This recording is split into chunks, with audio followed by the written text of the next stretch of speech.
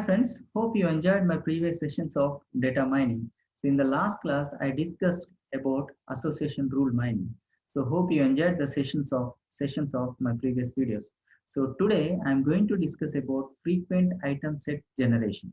So in this session, I'm going to discuss about the need of association rule. Example. So later I'll give some definitions of support, confidence, maximal item set, closed item set. In the end, I discuss K item set. Association mining. The need of association mining. Association mining searches for frequent items in the dataset. So as we know that, so dataset plays a vital role in data mining. Now, dataset, a collection of related sets of information that is collected of separate elements but can be manipulated. To better understanding, I have a small example. So in the university databases, I have a student table and a department table. So in the student table, so related attributes are available. In the department table, related attributes are available. Suppose, for example, if you want to find out the particular student, so which student is belongs to which department, in that cases you have to use more than one table, that is student table and department table.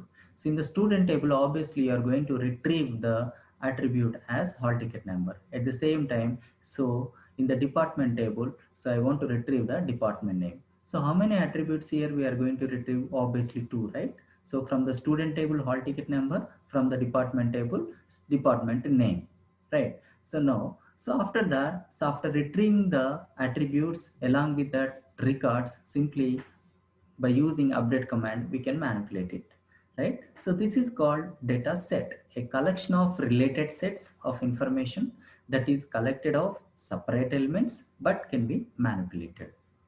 Hope you understand the term of data set, right? Now, association mining searches for frequent items in the data set. As I discussed in my uh, previous session, so that is frequent item set generation, right? So if you want to buy one product, sometimes you may purchase another product also. So this is called association mining or frequent item sets in the data set. Now in frequent mining, usually the interesting association and correlations between item sets. So where can I get this kind of information? Obviously there must be a one data sources. So now regular data sources are database, data warehouse, WW and other sources. So obviously we get the data from other data sources. So in that cases, frequent mining usually the interesting association and correlations between item sets in transactional and relational databases are found. In short form, I can say that frequent mining shows which items appears together in a transaction or relational. So in this session, obviously we have to find out support and confidence. So which customer and which type of customers so are going to purchase one product along with that another product. So for example, so if you purchase a milk, obviously you are going to purchase a bread, right? So if you purchase milk and bread, so along with that milk and bread, you are going to purchase a butter, right? So these are the frequent items, so which is customers like. No, need of association mining. Frequent mining is generation of association rules from a transactional database. It's an age-old story. So now, if there are two items, X and Y, purchased frequently. So here X is milk, Y is bread. Then it's good to put them together in stores or provide some discount offer on one item and purchase of other item.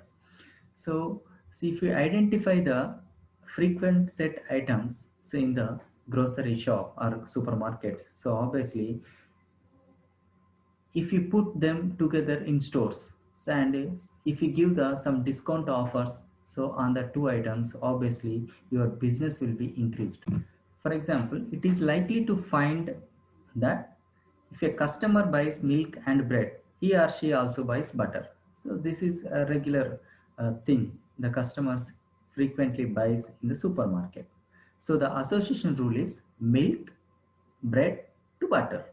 So another example is that the students may purchase pencil and eraser. Along with that, So they may purchase sharpener is also. So seller can suggest the customers to buy butter. Say if she or he buys milk and bread, right? Now important definitions. Support. It is one of the measures of interestingness. This tells about usefulness and certainty of rules. So for example, 5% support means total 5% of transactions. In database, follow the rule. So obviously, see if it is a support A to B. So here A is bread, B is butter. Now, what is the support count here? Support count is A union B. Next one is confidence. A confidence of 60% means that 60% of the customers who purchased a milk and bread, also butter. So this is about confidence. Now confidence A to B. Support count is A union B by support count of A. If a rule satisfies both minimum support and maximum confidence, we can call it as minimum support and maximum confidence. It is a strong rule. So obviously customers purchase a milk, along with that milk, obviously, so he or she going to purchase a bread, that is minimum support. So along with these two items, see if you purchase another item, that is butter, that is about support count. Confidence A to B is equal to support count A union B by support count. If a rule satisfies both minimum support and minimum confidence, so it is a strong rule. Now, so how to calculate support count of X? Number of transactions in which X appears. For example, the customer purchase milk, bread and butter. So another customer is also may purchase milk, bread along with that these two items. He may purchase butter also. So that is about number of transactions. How many transactions here? Two customers, two transactions, right? Three customers purchase the same items. So three transactions. If X is A union B, then it is the number of transactions in which A and B both are present. So already the customers purchased these items. That is about transaction. About maximal item set. An item set is maximal frequent if none of its supersets are frequent. Closed item set. An item set is closed if none of its immediate superset have some support count same as item set. So in the same cart. K item set. Item set which contains K items is a K item set. So it can be said that an item set is frequent if the corresponding support count is greater than minimum support count.